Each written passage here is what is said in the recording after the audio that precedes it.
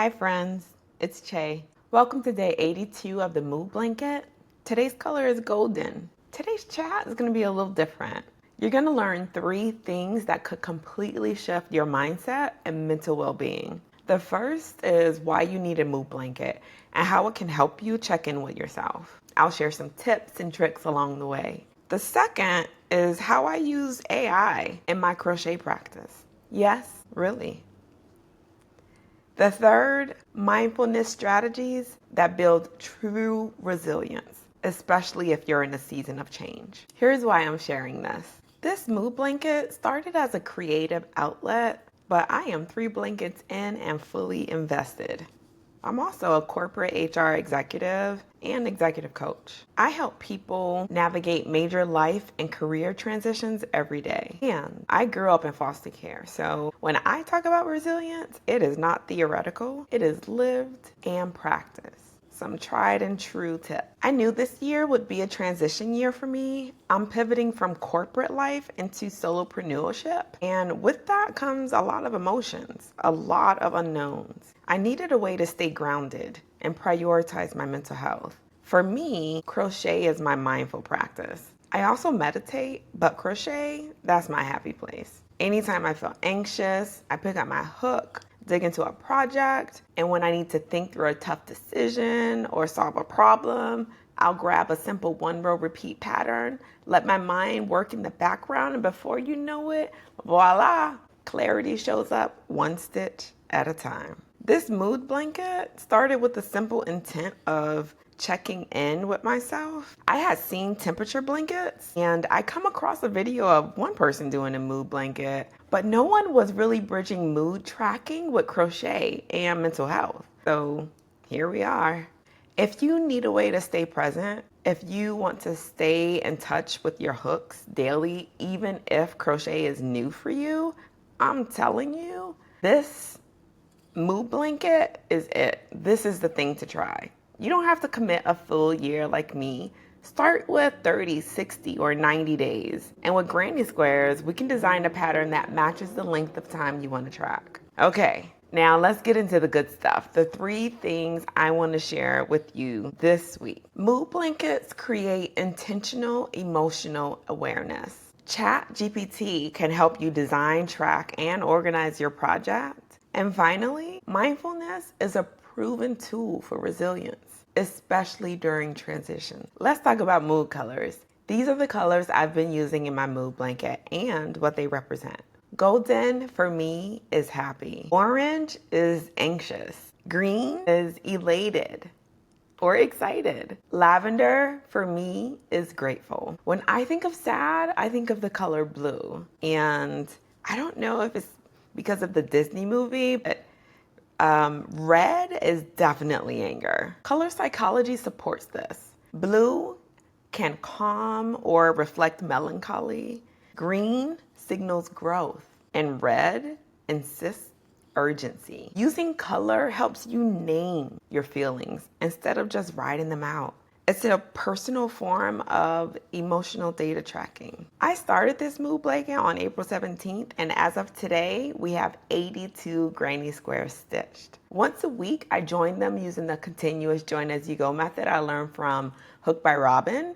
I'll link the tutorial in the description. But you can join your squares any way you want. You can slip stitch. I've seen flat lace seam or sewing. But here are a few tips for success if you're starting out just brand new. 1, pick a yarn that you love working with and that's easily available. My first blanket used a splitting acrylic yarn. Oh my goodness, I hated making those squares. Choose a size that you can crochet in under 10 minutes. You want this to be a daily habit, not a daily burden. And finally, know your pattern size before you begin. Use chat. Are you aiming for 30 days and a baby size blanket or a year and a king size heirloom? That decision shapes everything. The goal is consistency, not perfection. So track your feelings, trust the colors, and let the blanket tell your story. Let's talk about AI. I use ChatGPT daily to keep track of this mood blanket and help me run this project smoothly. Each morning, I open my saved project called Daily Crochet, record my mood from the previous day, and ask Chat to update the document. Okay, I know, I barely trust. So I also update my Excel spreadsheet manually. That's just that type A in me. And when I was planning on how to join the squares, I gave Chat the measurements and asked for suggested Afghan layouts. Based on that, this blanket will be a queen size type of blanket. And just so you know, your squares don't have to be the same as mine. You can build the layout around your own timeline, 30 days, 60 days, 90 days, whatever feels good to you. The point isn't perfection, it is showing up and being present. Now, mindfulness. Mindfulness is the foundation of resilience.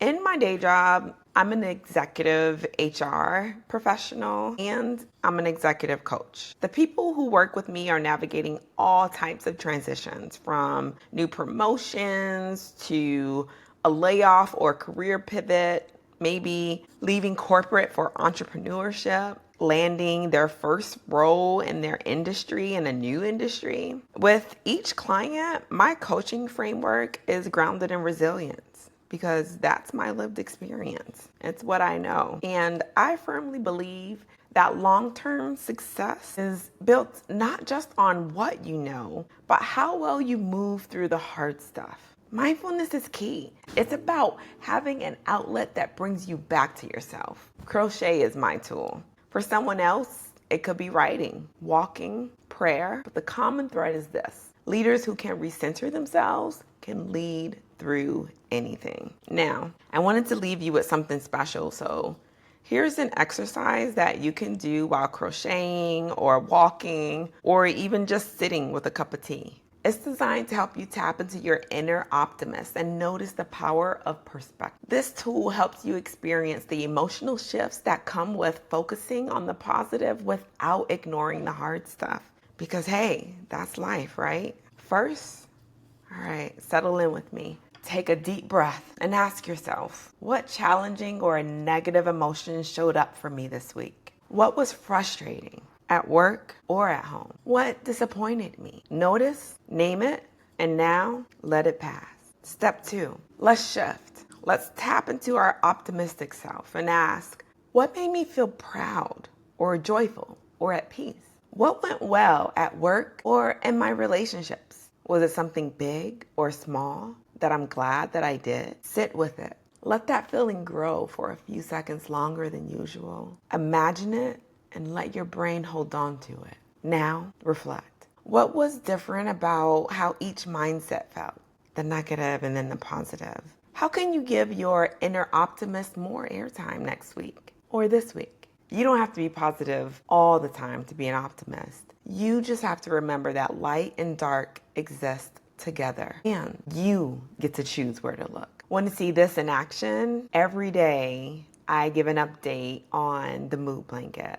So check me out and let's get through this moment together. Want to support the journey? Shop the Cloud Collection, handmade baby blankets inspired by emotional healing at crochetbyche.com. Looking for more tips? Subscribe to the Crochet by Che newsletter for weekly recaps and coaching tools. Looking for resilience tips? Well, listen to the 1 Million Fosters podcast for powerful stories of resilience from everyday leaders like yourself. Okay, friend, thank you for being here with me. Let's see where this year takes us, one stitch at a time.